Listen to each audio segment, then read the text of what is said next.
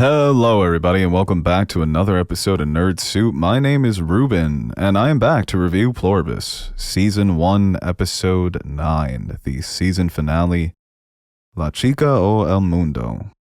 I feel like I should hear the Duolingo. I almost did the wrong definite article there. I almost did El Chica. Yeah, so the season finale. Well, before we get into that, I want to let you guys know that you can listen to this wherever you get your podcasts and follow us on social medias at Nerd Soup. Go ahead and give me a follow on Letterboxd at Beau Soup if you want to see which movies I'm watching and rating. And go ahead and check out our Patreon page if you're interested in more Nerd Soup. We just uploaded our Best Video Games of the 21st Century podcast, and I'm also doing a solo series in which I review every episode of The American Revolution by Ken Burns. You probably already heard this already if you've been watching our videos. Pluribus. Yeah, let's get into the finale here. Hilarious ending. I think it's typical Vince Gilligan. Leaves you with a final shot, a final moment that is not only a cliffhanger, but something to laugh about, you know, something to joke about with the boys when you get into the Pluribus group chat. It's literally going to be season 2, this meme. Hydrogen bomb versus coughing baby. Well, I guess the others are a bit more formidable than a coughing baby, but it's Carol literally getting a nuclear deterrence. Right? Because we learn in this episode during that chilling conversation between Carol and Zosha after they go on their sort of honeymoon where they're vacationing in all these different spots. I think that was actually James Bond Island. It's a pretty cool film reference. And then Zosha breaks the news, unfortunately, that they are in possession of Carol's eggs. So going back to, I think it's episode 5, in which we learn about the process in which somebody can be converted into the hive, that they need their stem cells. They tell Carol that they will not take these stem cells from her body without her permission. So I guess this is sort of a workaround, a loophole. That's an unfortunate thing about the hive mind. They've got the powers of every lawyer, including Saul Goodman. I so desperately want Ray Seahorn just once to say, Jimmy? Just dying to hear her say Jimmy. No, but we learned that they're harvesting her eggs. And like I mentioned, that was a very chilling conversation. And it even feels like Carolina Wydra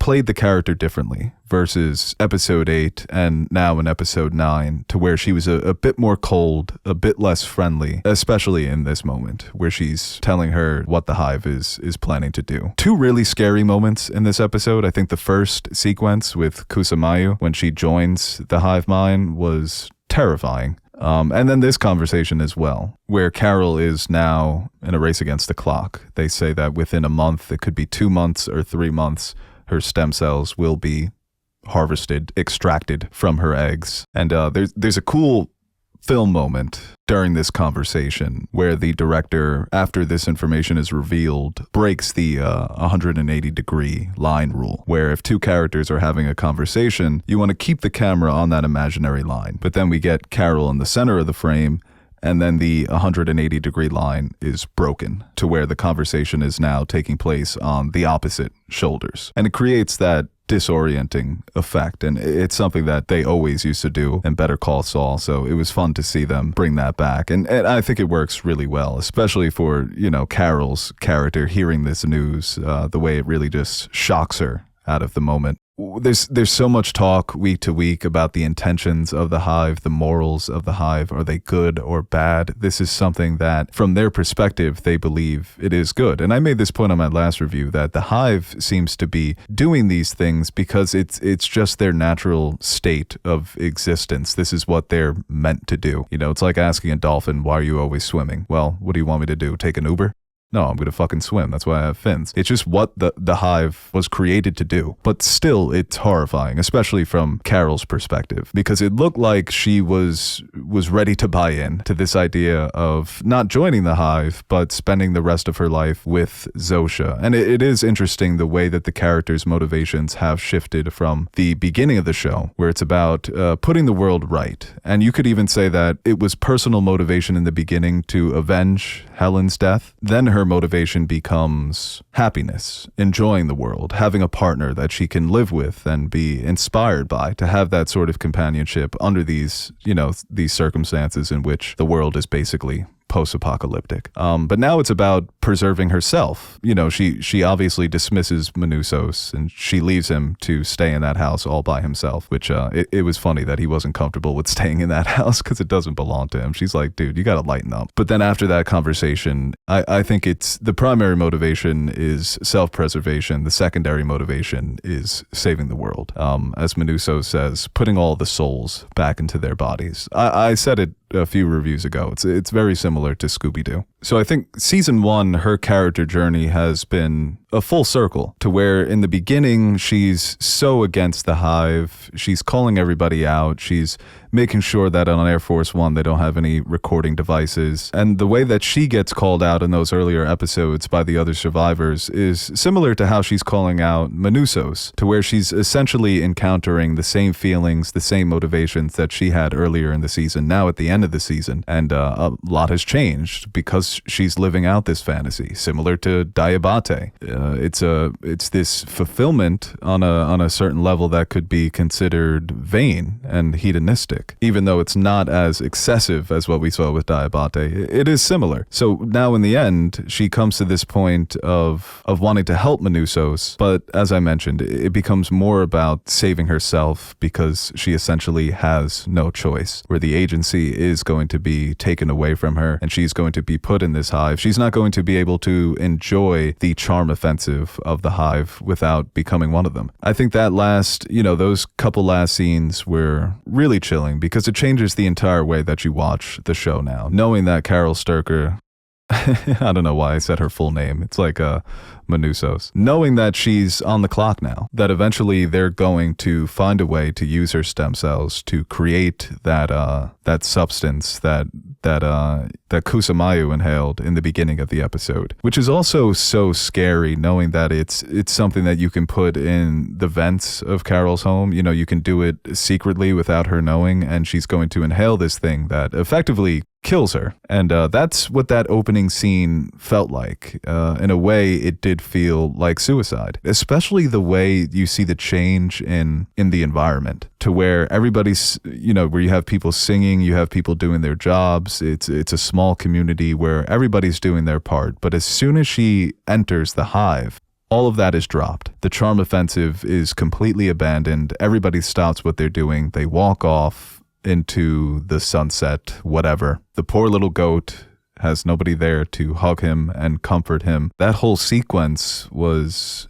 truly terrifying. And I think that's where this show really does shine, with these moments that things change on a dime, and these moments are absolutely startling in a way that evokes fear and panic, similar to witnessing a moment of extreme violence. It's a similar effect because it is essentially a form of violence. You are taking something from someone and they can never get it back. It is like killing somebody. It is like taking their life and also destroying their culture. I think they mentioned when we first meet Kusamayu that she was the last of her tribe, and now that's over. So, there's been a lot of talk about how the hive has brought peace to the world, but what have we lost? And in this instance, I think it is such a horrifying realization, knowing that this culture was being preserved essentially by one person, and now it's gone.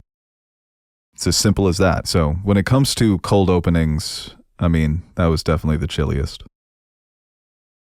But yeah, then we get the first meeting between Manussos and Carol since they spoke on the phone when Carol cursed him out, and he was kind of impressed by it. And all of this was, the back and forth between them was hysterical. The two actors have great chemistry. Them using the phone to translate the way they were talking over each other. Manussos not wanting to speak inside the house. Carol obviously not wanting to speak inside of his creepy van.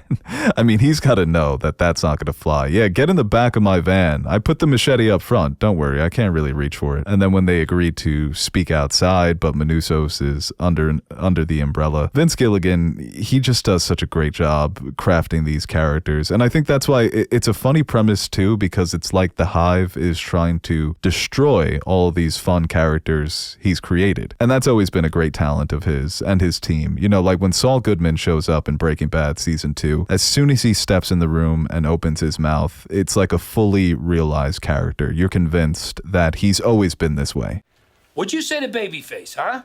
Did you say anything stupid? By anything stupid, I mean anything at all. That he's not a character that was created for the moment or the scene. And we see it here with Pluribus, where he gives his characters so much personality, where that instantly becomes an iconic moment, an iconic shot of Manussos under the umbrella. And then him throwing the phone in the sewer, Carol storming off, going back inside. And then, we've all been there where you have to use a stick, or in this case, a machete, to try and push it up against the wall, and then luckily for him, the phone's magnetic, so that worked out nicely. When Manussos is putting on the when Manussos is putting on the smile, and he's being polite to Carol when he says "telefono, please," and it was just such a funny shot when she opens the trunk.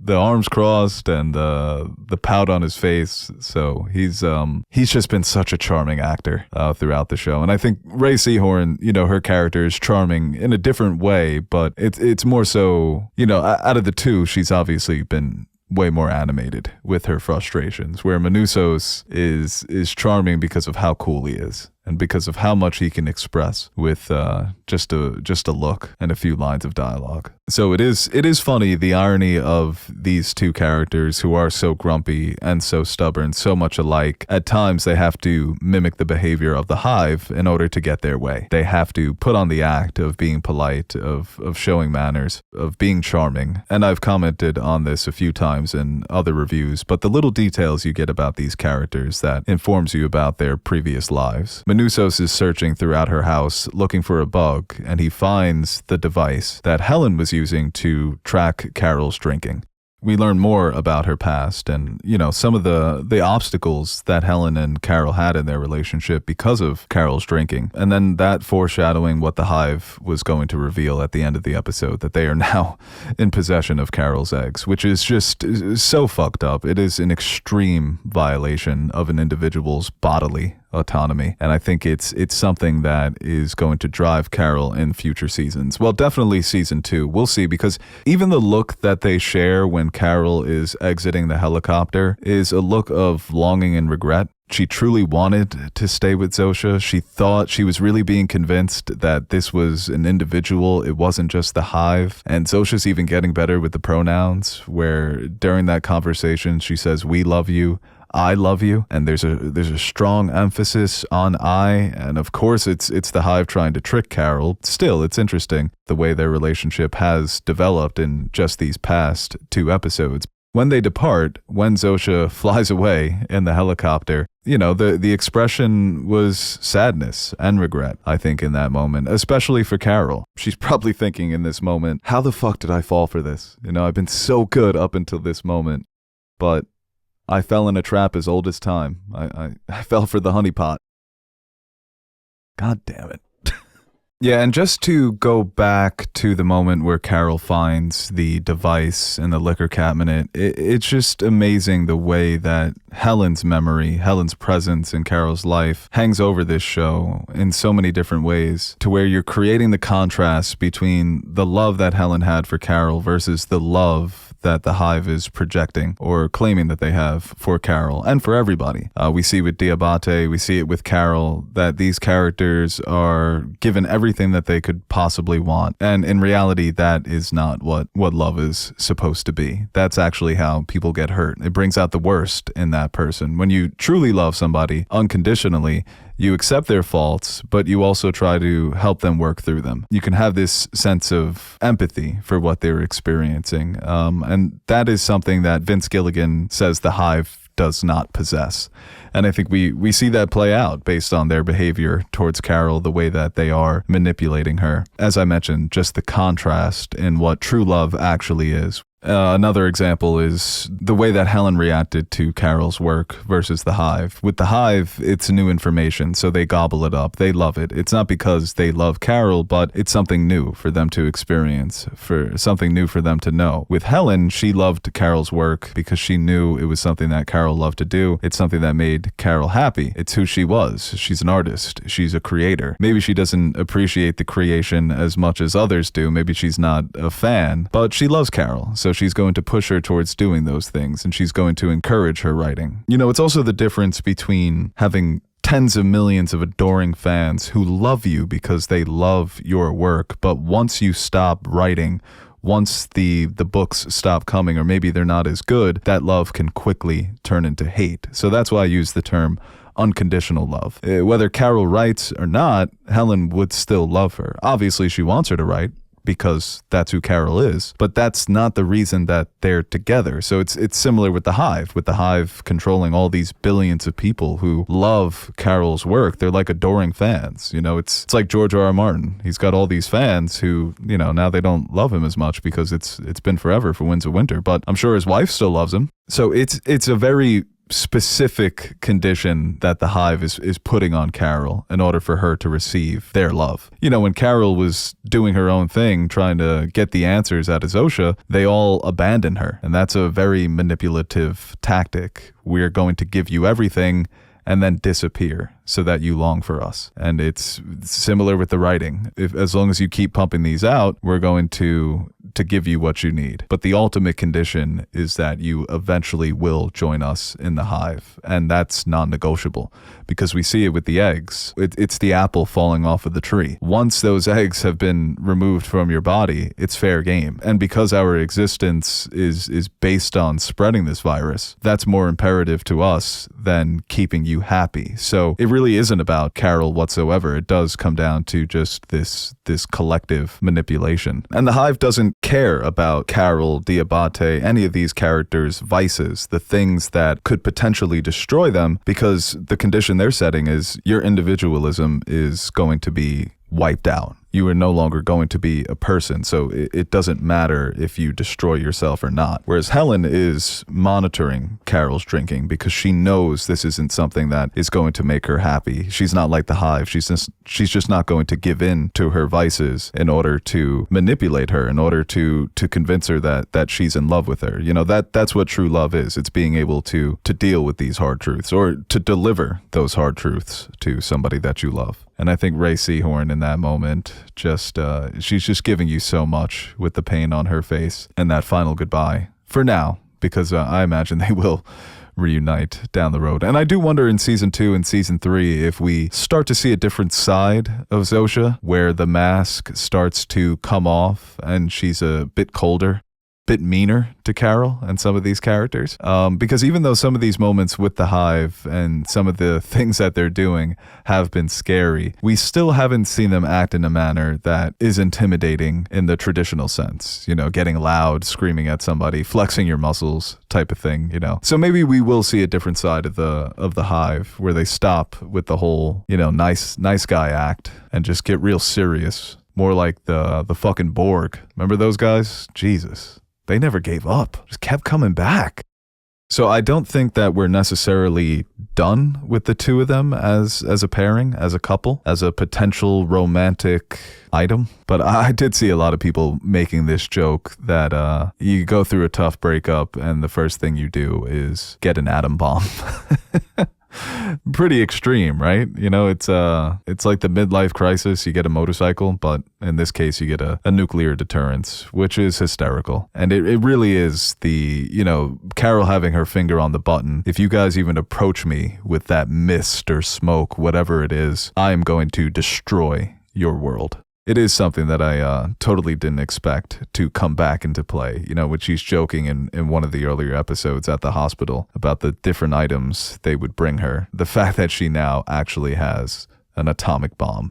And Manusso's being like, damn, she flipped dramatically. She went from hell no, I'm not helping you to let's enrich our uranium. If it was me, I would want access to like one of the nukes in Florida. Like, just give me a button that controls it. Hook it up so that it's just an Xbox controller, where if I want to launch the nuke, I just have to press X, So I wouldn't want to be in the blast radius, I would I want to put the nuke somewhere, further down, like put over there. And it was also interesting seeing the moment where Manusso's Well, first, when he's talking to Zosha, where he finally budges, he realizes, I'm going to need to get some answers here. So he's sitting down with Zosha. That was actually dramatic, too, when Carol realizes what he's doing and she storms into his house. I was like, oh man, I hope he didn't, like, kill Zosha or try and, pull his experiment on her, and then it ends terribly wrong, and that's why Carol and Manousos don't work together, because he just killed the love of her life, or the imagined love of her life. In that moment, Carol is, worried about Zosha's safety, and I think she also becomes a little bit jealous, because there was an interesting line, too, when she asks about Zosha's past romantic life, and Zosha doesn't specify whether it was a man or a woman. So we talked about that, too, on previous episodes. If they can save Zosha, will Carol do it knowing that maybe Zosha won't love her as herself, and maybe she's not attracted to women? It could be as simple as that. So there are a couple of things that could make Carol hesitate. But back to Manousos. That's going to be key. Whatever he's doing with the radios, him screaming in the guy's face was actually hysterical. Also, a really funny line when he translates everything for her. She's like, I know what Toto means. Thank you. But him trying to save Rick, I think that was the guy's name. When he's having these convulsions, he triggers it worldwide, and it looks like he took some precautions so that nobody would be hurt. Because, Manousos, he's very rigid when it comes to his morality. Not when it comes to insects. He'll fucking stomp on an ant. ¿Y no es malo valorar igual a un hombre que una hormiga? And isn't it evil to value a man the same as an ant? That was a bar, but that is going to be whatever he's doing with those frequencies, the way he's trying to basically disconnect, create some interference between these individual minds and the larger hive. I also saw some theories of, people speculating after the episode. Is there a safe distance you can bring these individuals to where they simply can't connect? You're essentially blocking those calls. You're blocking those waves. But yeah, I'm not smart enough in the moment, just off the top of my head, to theorize what's actually going on there. What's happening on the other side of that frequency that he's channeling. I have no idea. But it was certainly very interesting. I thought we were actually going to get that moment here in which an individual is pulled out of the hive, because we've seen individuals go into the hive, but we haven't seen the reverse yet. And I think that is something that's definitely coming. I mean, the plan is 4 seasons, so I think that's going to be, a bigger moment down the line, the significance of pulling somebody out and then questioning them to death about what did they see, what was that experience like, did you learn anything inside of the hive that can, answer the bigger questions that we have here. And earlier in the season, when we got the cameo from John Cena, we learned about the hunger problem. Everyone on Earth is going to starve because there simply isn't enough food for them to continue living, or HDP. So that's a major problem that they're going to solve. And Vince Gilligan loves doing this with his shows, the extreme problem solving to where characters have a plan. They have to go through so many steps to make it work, and it's usually told through a montage with some fun music, and I'm sure that's going to be a great moment down the line when they do finally solve that problem. So there are a couple of things. It's just not putting the world back, but it's also, how do you sustain the world? How do you sustain the lives of these shells, these human bodies in the meantime? Overall, good finale, really good season of television. I don't think it's without its faults, but I think a lot of the glaring issues that some people have had with it, I simply don't have. So that's nice. And I've complimented the visuals of the show. The visual language is absolutely stunning. I mean, the amount of beautiful shots you're getting episode by episode, scene by scene is truly remarkable for a television series. Somebody said, every Friday I'm putting on this show and watching a lady do chores in the most cinematic fashion ever. It really is just absolutely stunning. And for all the people out there who love Gene Dealman, it's like Gene Dealman on steroids. Shout out to Chantel Ackerman. Yeah, so that is going to do it for my review of the finale and for Pluribus Season 1. And we are planning to review the season as a whole, so I hope you guys will tune back in for that review. And thank you for joining me week to week. Yeah, hopefully we'll get Aaron and Cam on that video, so you guys just don't have to listen to me yap. So leave your comments down below. What did you think of the season finale? Leave some good theories, some good thoughts, and if you don't like the show, I mean, at this point, if you don't like the show, you're watching a review for the finale. You're watching a review of the finale for the show you don't like? I don't get it. All right, guys. Happy holidays.